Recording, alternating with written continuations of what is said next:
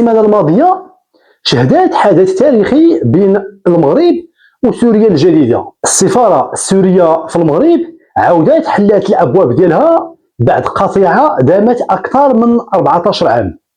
وزير الخارجية السوري أسعد شيباني تلاقى مع ناصر بوريطة. هذه الزيارة طبعا اللي ماشي زيارة عادية، ولكن وراها حسابات سياسية واقتصادية كبيرة كتخص سوريا الجديدة والمغرب.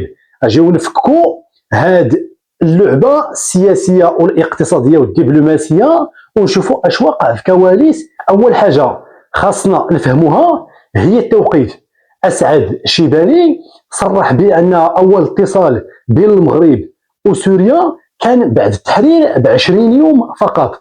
هاد السرعة كتبين باللي المغرب كان واخد موقف واضح وصريح. الرباط طوال هاد السنين ديال الحرب رفضات تطبع مع النظام ديال بشار الأسد وبقات شادة الخيط مع تطلعات الشعب السوري.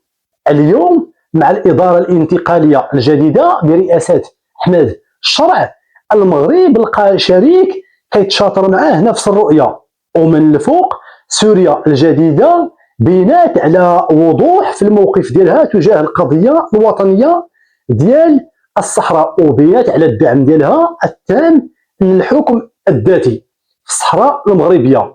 هذه ضربات دبلوماسية كبيرة، وهذا موقف يحسب للحكومة السورية الجديدة، وهذا الشيء كيبين باللي دمشق بغات ترجع العلاقات قوية بينها وبين المغرب. نمشيو للجانب الأهم في هذا الشيء، الجانب ديال الاقتصاد والجانب ديال الفلوس. سوريا خارجة من حرب دمرت البنية التحتية، وهذه المرحلة الانتقالية في 2026 هي عام ديال التنمية وإعادة الإعمار بالنسبة لهم، خصوصا مع رفع العقوبات الدولية تدريجيا. الشيباني وبوريطة ما هضروش غير في الجانب ديال السياسة، وإنما اتفقوا على تأسيس مجلس رجال أعمال مشترك باش يدخلوا المستثمرين المغاربة على خط إعادة إعمار سوريا. المسألة الثانية نقل التجربة المغربية الرائدة في المجال الصناعي والمجال ديال الفلاحة والمجال ديال الطاقات المتجددة، مع إعادة المياه إلى مجاريها فيما يتعلق بالمسار التجاري والتعليمي بعودة التبادل التجاري والبعثات الطلابية اللي كانت متوقفة. الوزير السوري هضر على الهموم والتحديات المشتركة. أشنو قصد بالضبط؟ المنطقة كاملة كتعيش غليان إقليمي وضغوطات دولية. دمشق باغا تضمن الاستقرار الداخلي ومحاربة الإرهاب وبناء مؤسسات الصلح والتعاون حاليا بين الرباط ودمشق.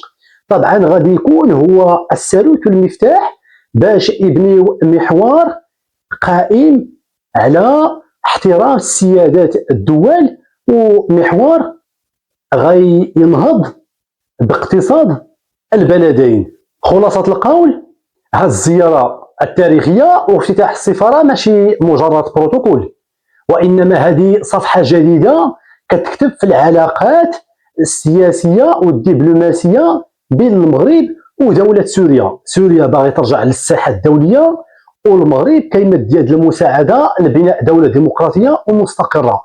في نفس الوقت كيثبت المغرب مكانة ديالو كقوة دبلوماسية في المنطقة. انتما اشنو بان لكم في هذا التقارب السوري المغربي الجديد؟ واش كتشوفوا باللي غادي يفتح آفاق اقتصادية جديدة للمغرب؟